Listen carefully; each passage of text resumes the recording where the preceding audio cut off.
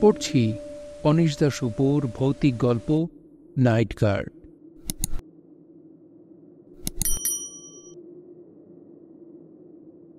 মধ্য জুলাইয়ের এক রাত, বেশ গরম পড়েছে। স্থির হয়ে আছে বাতাস, পরিষ্কার আকাশে নির্মল চাঁদ। তরুণ পুলিশ কনস্টেবল মিডফোর্ড নির্জন রাস্তায় কেবল নিজের পায়ের আওয়াজ শুনতে পাচ্ছে। এছাড়া চুপচাপ রেনা স্ট্রিট। কোনো বাড়ির জানলায় আলো জ্বলছে না, বাসিন্দারা সবাই অঘোরে ঘুমাচ্ছে। তরুণ কনস্টেবল তার ঘড়ি দেখল, রাত 2:30। নিজেকে হঠাৎ সুখী সুখী লাগল তার। খুব বেশি দিন হয়নি সে পুলিশের চাকরিতে যোগ দিয়েছে, আর রাস্তায় টহল দেওয়া এবারই প্রথম। এর আগে অবশ্য এক বয়সী পুলিশম্যান তার সঙ্গে ডিউটি করেছে।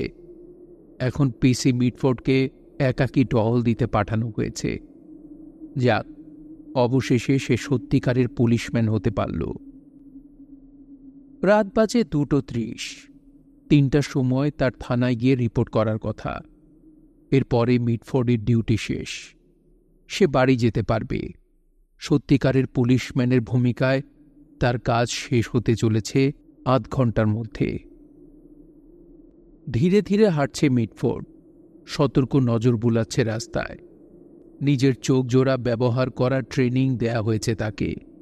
একজন ভালো পুলিশম্যান সবসময় চোখ কান খোলা রাখে, তারা শিখিয়েছে ওকে। পিসি মিডফোর্ড একজন ভালো পুলিশম্যান হতে চায়। আজ রাতে কোনো কিছুই তার সতর্ক নজর এড়িয়ে যাচ্ছে না। 26 নং বাড়ির নিচতলায় জানলা দেখা যাচ্ছে খোলা। 21 নং বাড়ির সদর দরজার বাইরে বাগান করার কিছু যন্ত্রপাতি পড়ে রয়েছে। যত সব কেয়ারলেস মানুষজন, আপন মনে বলল পিসি মিডফোর্ড। ভাবে নির্জন রাস্তা বলে নিরাপদেই আছে। তারা চিন্তাই করছে না যে রেনা স্ট্রিটে চুরি ডাকাতি হতে পারে। একটা মস্ত কালো বিড়াল রাস্তা পার হয়ে 13 নং বাড়ির দেয়ালে উঠে পড়ল লাফ মেরে। তারপর দোরগোড়ায় বসে মিডফোর্ডকে টহল দিতে দেখল। পিসি মিডফোর্ড মৃদু হাসল। তুমি বাড়ি চলে এসেছ, তাই না? বলল সে। আমিও শিগগির বাড়ি ফিরব। বিদায় বিড়াল। মনটা ভারী খুশি লাগছে মিডফোর্ডের। তার রাতের পাহারা শেষ হয়ে যাচ্ছে। রাস্তার মোড়ে এসেছে সে। দেখল 3 নং বাড়ির বাইরে বিরাট একটি সাদা গাড়ি দাঁড়িয়ে আছে। গাড়ির নম্বর টুকে নিল মিডফোর্ড, 44B777X। গাড়ির দরজা বন্ধ এবং ঠিকঠাক জায়গাতেই পার্ক করেছে। গুড, মনে মনে বলল সে। অন্তত একজন সাবধানী মানুষ বাস করেন রেনা স্ট্রিটে। সে দাঁড়িয়ে পড়ল, তাকালো 3 নম্বর বাড়িটির দিকে। বেশ বড় বাড়ি, তবে বাগানের যত্ন নেওয়া হয় না বলে আগাছা জন্মেছে এবং দরজায় রং লাগানো দরকার। আশ্চর্য, ভাবছে মিডফোর্ড। দেখে তো এটাকে বড়লোকের বাড়ি বলেই মনে হয়, অথচ ঘর দোর বাগান এমন অবহেলায় ফেলে রেখেছে কেন মালিক? মিডফোর্ড হাঁটতে লাগল। 3 নং বাড়ি পার হয়ে কিছু দূর এগিয়েছে। একটা শব্দ শুনতে পেল পেছনে। পাই করে ঘুরল সে। বাড়িটির সদর দরজা খোলা। এক লোক বাগানের রাস্তা ধরে গাড়িটির দিকে ছুটে যাচ্ছে। লোকটা বেশ লম্বা, পরনে কালো স্যুট, হাতে একটা কেস। তার চেহারা চকের মতো সাদা, দেখে মনে হচ্ছে অসুস্থ। চোখজোড়া বিস্ফোরিত এবং কেমন উদ্ভ্রান্ত চাহনি। মুখের তুলনায় চোখ দুটো ড্যাব ড্যাবে। এক মুহূর্তের জন্য সে বড় গাড়িটির পাশে থমকে দাঁড়াল, তারপর ঘুরে রাস্তা ধরে ছুটতে লাগল। কনস্টেবল দৌড়ালো তার পেছন পেছন। থামুন, বলল সে। থামুন, কে আপনি? আপনি কি এখানে থাকেন? লোকটি কোনো জবাব দিল না। মিডফোর্ড ছোটার গতি বাড়িয়ে দিল, জানে লোকটা ওর সঙ্গে দৌড়ে পারবে না। কিন্তু রেনা স্ট্রিটের মাথায় এসে অদৃশ্য হয়ে গেল লোকটা। এক মুহূর্ত আগেও সে ওখানে ছিল, তরুণ কনস্টেবলের কয়েক হাত দূরে। পরের মুহূর্তে সে নেই হয়ে গেল। চাঁদের ঝলমলে আলোয় যতদূর দৃষ্টি যায় জনমনীষীর চিহ্ন মাত্র নেই। 3 নং বাড়িটির দিকে ফিরে তাকাল মিডফোর্ড। গাড়িটি এখনও ওখানে আছে। বাগানে গাছগাছালির ছায়া, বাড়ির সদর দরজা খোলা। মিডফোর্ড জানে তার করণীয় কি। বাড়ির ভেতরে ঢুকবে সে। 3 নং বাড়িতে নিশ্চয়ই অদ্ভুত কিছু ঘটেছে। হঠাৎ ওর ভয় লাগল। খোলা দরজা দিয়ে ভেতরে ঢুকতে সায় দিচ্ছে না মন। গভীর দম নিল সে। পা বাড়াল বাগান পথে। কর্তব্য পালন তাকে করতেই হবে। সদর দরজার পরেই একটা বড় হলঘর। পুলিশি টর্চের জোরালো আলো ফেলল মিডফোর্ড হলঘরে। কয়েকখানা চেয়ার টেবিল দেখতে পেল, ধুলো পড়া। বিদ্যুৎ বাতি জ্বালানোর চেষ্টা করল সে, জ্বলল না। ইলেকট্রিকের লাইন কাটা। কেউ এখানে থাকে না, ভাবল মিডফোর্ড। অনেক দিন ধরেই কেউ এখানে বাস করে না। তখন সে একটা শব্দ শুনতে পেল। বাড়ির ভেতরে কোথাও কাঁদছে এক মহিলা। শ্বাস চেপে রেখে কান্নার আওয়াজ শুনল মিডফোর্ড। কান্নার রোল ওপরে উঠছে এবং নামছে, তবে থামছে না। দোতলার একটা ঘর থেকে আসছে কান্নার শব্দ। হলঘরের চারপাশে আবারও টর্চের আলো বুলাল মিডফোর্ড। হলঘরের শেষ প্রান্তে সিঁড়ি। মন্থর গতিতে ওদিকে এগুলো সে। বাইতে লাগল সিঁড়ি। ধাপগুলো ধুলো মাখা। ধুলোর পুরো আস্তরণ পড়েছে। ওর জুতোর ছাপ পরিষ্কার পড়তে লাগল ধুলোর গায়ে। পেছন ফিরে হলঘর দেখল মিডফোর্ড। টর্চ পানল মেঝেই। ওখানেও তার জুতোর ছাপ স্পষ্ট ফুটে আছে। ধুলোমাখা মেঝেই শুধু ওর পায়ের ছাপ। একটা কথা মনে পড়তেই মিডফোর্ডের কলজেটা তরাক করে লাফ মারল। ওই লোকটা, ভাবছে সে, ওই লোকটা কয়েক মিনিট আগে এ বাড়ি থেকে ছুটে বেরিয়েছিল। তার পায়ের ছাপ পড়ল না হলঘরের মেঝেতে? ধুলো কেন শুধু আমার পায়ের ছাপ দেখতে পাচ্ছি? ফিরে যেতে মনস্থ করল মিডফোর্ড। মনে মনে বলল, বাইরে থেকেও বাড়ির ওপর নজর রাখতে পারবো আমি। রেডিও ব্যবহার করে যোগাযোগ করব থানার সঙ্গে। ডিউটি অফিসারের কাছে সাহায্য চাইব। সাহায্য না আসা পর্যন্ত রাস্তায় দাঁড়িয়ে থেকে বাড়িটির দিকে নজর রাখতে পারব। সার্জেন্ট টমাস বুঝতে পারবেন যে আমার সাহায্যের দরকার। আমি কি দেখেছি তা তাকে রিপোর্ট করব। ছুটে পালানো অদ্ভুত লোকটার ব্যাপারে বলবো তাকে। বলবো 3 নং বাড়ির সদর দরজা খোলা। বলবো আমার মনে হলো এ বাড়িতে আরও কেউ আছে। আমি।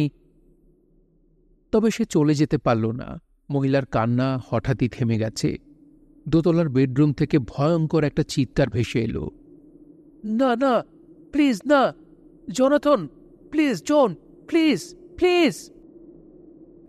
ভয়ানক চিৎকারটার জায়গায় দখল করল এক বিকট আর্তনাদ।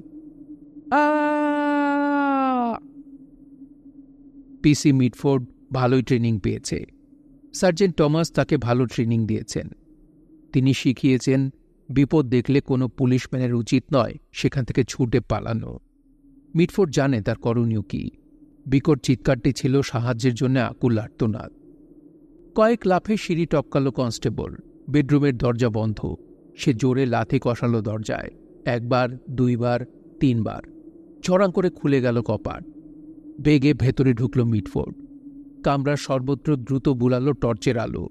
একটি খালি চেয়ার, একটি ড্রেসিং টেবিল, উল্টানো একটি বেডসাইড টেবিল এবং একটি বিছানা চোখে পড়ল।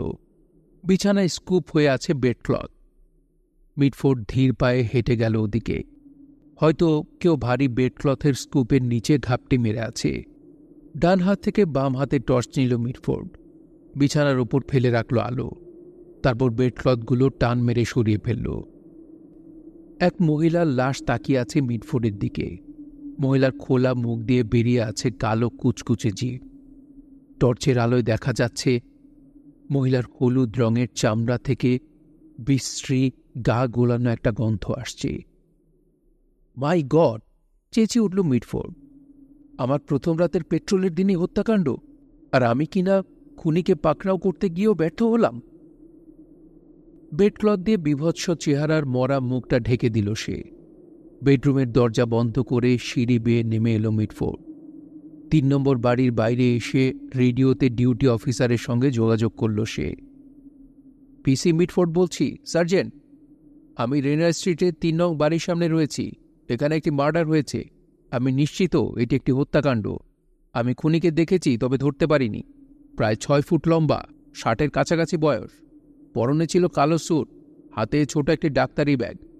মৃতজন একজন মহিলা। সে। সার্জেন্ট টমাস ওকে বাধা দিলেন। এখনই থানায় রিপোর্ট করো মিডফোর্ড। তোমার পেট্রোল রাত 3টায় শেষ হওয়ার কথা, এখন প্রায় 3টা বাজে। কিন্তু সার্জেন্ট, এ বাড়িতে একজন মৃত মহিলা পড়ে আছেন আর খুনি পালিয়ে যাচ্ছে। আমার দরকার। কথার মধ্যে কথা বলো না মিটফোর্ড। যা করতে বললাম করো। 3 নং বাড়ির দরজা বন্ধ করো, তারপর এখানে এসে রিপোর্ট করো। তোমার মেসেজ আমরা পেলাম এবং গ্রহণ করলাম। রেডিওর যোগাযোগ বিচ্ছিন্ন হয়ে গেল সার্জেন্ট টমাসের কথা শেষ হতেই। পিসি মিটফোর্ড 3 নং বাড়ির দরজা বন্ধ করল, তালা লাগাল। তারপর পরীক্ষা করে দেখল ঠিকঠাক লেগেছে কিনা। না, ঠিক আছে। তারপর অস্থির চিত্তে সে পা বাড়ালো থানায়। বসো মিটফোর্ড, নাও চা খাও। টেবিলের উপর দিয়ে চায়ের কাপ কনস্টেবলের দিকে ঠেলে দিলেন সার্জেন্ট টমাস। এখন তুমি আমাকে বলবে কি ঘটেছে। তাড়াহুড়োর কিছু নেই, আমি তোমাকে বাধা দেব না। তিনি চুপচাপ শুনে গেলেন কনস্টেবলের গল্প। তারপর বললেন, ঠিক আছে, এখন কয়েকটা প্রশ্নের জবাব দাও। সবার আগে বলো, আজ ক তারিখ? 13 জুলাই সার্জেন্ট। কিন্তু কেন? স্রেফ আমার প্রশ্নের জবাব দাও মিটফোর্ড। আজ রাতে অনেক কিছু ঘটেছে যা তুমি বুঝতে পারোনি। অনেক কিছু আমারও বোধগম্যের বাইরে। তবে তোমার চেয়ে কিছু জিনিস আমি বেশি জানি। কিন্তু ওই লোকটা সার্জেন্ট, আমি রেনা স্ট্রিট ধরে লোকটাকে পালিয়ে যেতে দেখেছি। আমাদের পুলিশ কার নিয়ে ওর খোঁজ নেওয়া উচিত। পুলিশ ওর খোঁজ পাবে না মিটফোর্ড, কেউই ওর সন্ধান পাবে না। কিন্তু সার্জেন্ট, একটু চুপ করে আমার কথা শুনবে? এ গল্পটা খুব সহজ সরল নয়। তুমি বারবার বাধা দিলে আমি ঠিক গুছিয়ে বলতে পারবো না সবটা। Sorry sergeant. এখন ভালো করে চিন্তা করে দেখো, মহিলার চিৎকার যখন শুনলে লোকটা তখন কোথায় ছিল? সে সে রাস্তার কোথাও ছিল। ওখানেই তাকে আমি দেখি। সে বাড়িতে ছিল না। আর যে মহিলাকে তুমি দেখেছ বলে ভেবেছ মিটফোর্ড, সে? ভেবেছি সার্জেন্ট, ভাববো কেন? ওকে স্বচক্ষে দেখলাম তো। ঠিক আছে মিটফোর্ড, উত্তেজিত হয়েও না। তুমি বলছো মহিলা ছিল মৃত। হ্যাঁ, শান্ত গলায় বলল মিটফোর্ড। তাকে দেখাচ্ছিল।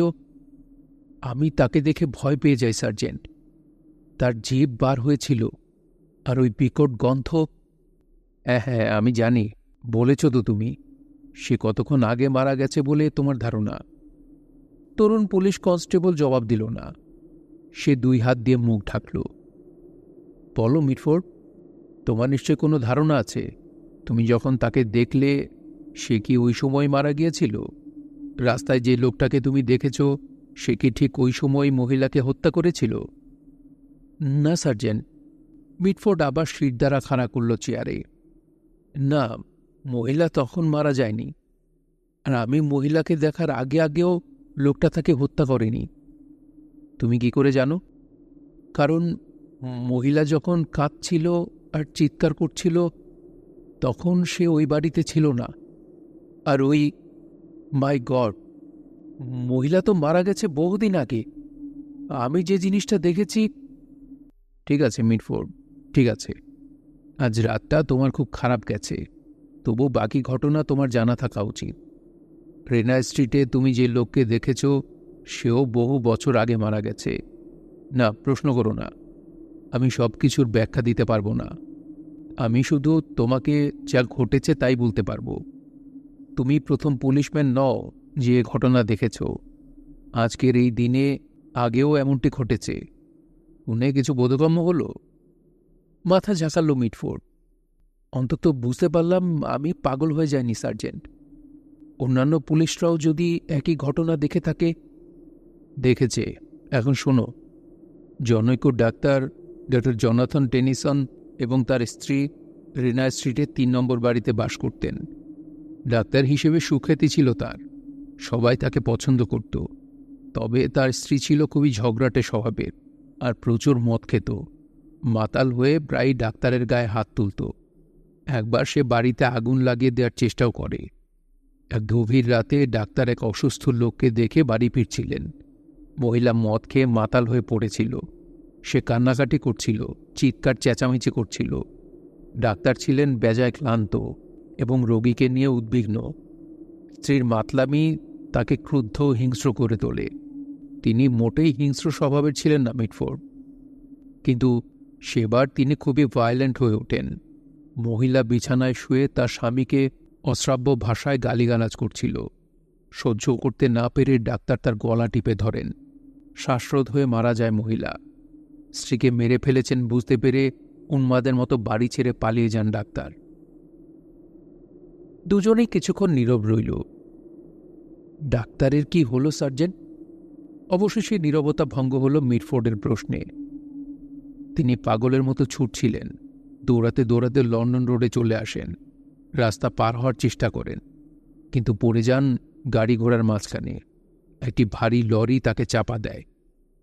আবার নিশ্চুপ হয়ে গেল মিডফোর্ড। এসব ঘটেছে কবে সার্জেন্ট? জিজ্ঞেস করল সে এক সময়। 10 বছর আগে, জুলাইয়ের 13 তারিখ, রাত 2:30টার দিকে। আর একটা সাদা গাড়ি যে দেখলাম, গল্পের সঙ্গে ওটার কি সম্পর্ক? কোনো সম্পর্ক নেই। ওটা 22 নম্বর বাড়ির মালিকের গাড়ি। সে গাড়িটি 3 নম্বর বাড়ির সামনে দাঁড় করিয়ে রেখেছিল। ওখানকার রাস্তা চওড়া, তাই ডাক্তার এবং তার স্ত্রী মারা যাওয়ার পর থেকে ওই বাড়িতে আর কেউ বাস করে না।